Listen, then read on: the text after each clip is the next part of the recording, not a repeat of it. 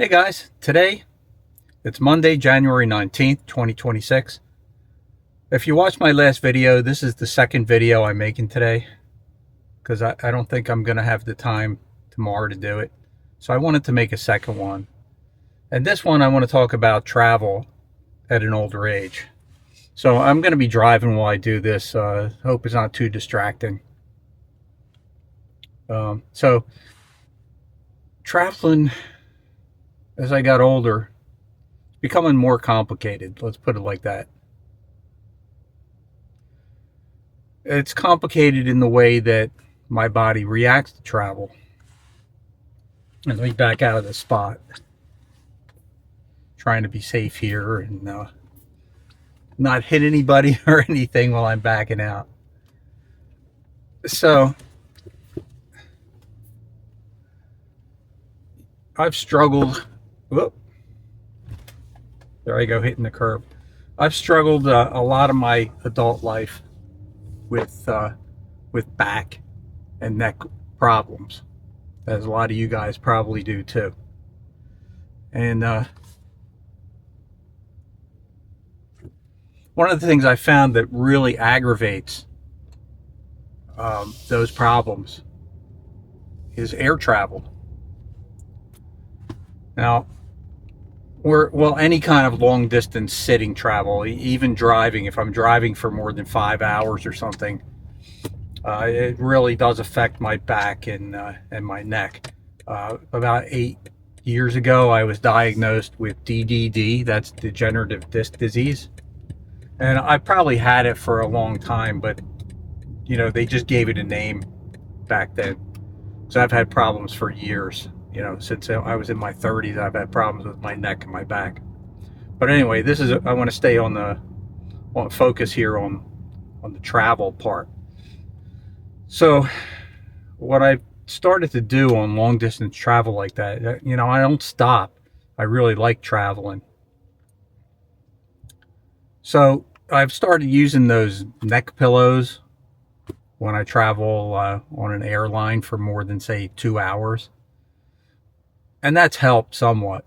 But what's really helped are those chiropractic seat cushions. I don't know if you know what I'm talking about. I'll try to leave a link in the description below to one of them on Amazon.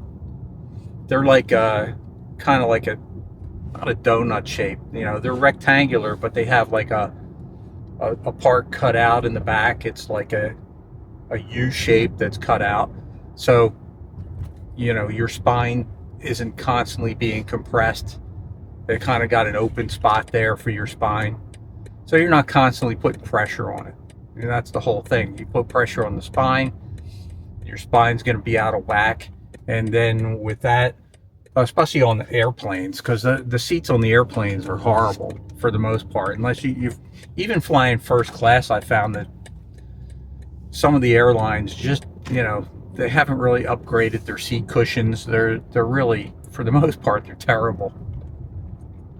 So I don't even bother that much trying to upgrade the seats anymore. I just bring along the seat cushion for my back. I bring along the neck pillow. And now I've also been bringing along a lumbar support for my lower back. So, I have a fairly good sized backpack that I bring with me, and I try to bring a carry-on most of the time, so I don't have to wait, at the baggage claim. But I find I can, if I kind of crush it, I can fit in my backpack. I can fit the seat cushion, the neck pillow. Well, not the neck pillow, the lumbar support, and then the neck pillow. I kind of, buckle on the outside handle, and that seems to work pretty well. And then I still have room in the backpack in like one of the pouches to bring some snacks. So, and that's another thing I would highly recommend. If you're traveling long distances, like, I've, going to White Sands in a couple of months, and that's probably going to be about a 5 or 6 hour trip. I got to make sure I bring some snacks. Because the airline doesn't really give you much anymore. Just barking here. They don't really give you much anymore. The airlines cut back on everything. They're nickel and diming you on everything. So, sometimes I'd just like to bring a peanut butter and jelly sandwich, something that will hold me over, because you can't count on the airlines. In first class, you might get a meal if you're traveling a long distance, but it's usually not even that great. So if you bring something, you make a sandwich at home, a egg salad sandwich, or I like peanut butter and jelly because it doesn't smell, it doesn't like smell up the cabin if you're sitting next to somebody. And so that's basically it. So I try to maximize how much cushioning I get on the different areas that are affected most by long distance travel. And that's how I travel. That's how I've been traveling after 70. So that's about it for this video. If you made it to the end, thanks for checking it out. Thanks for sharing my thoughts. And let me know in the comments if you have similar experience, or if you found other ways to alleviate the pain of traveling on public transportation. Let me know.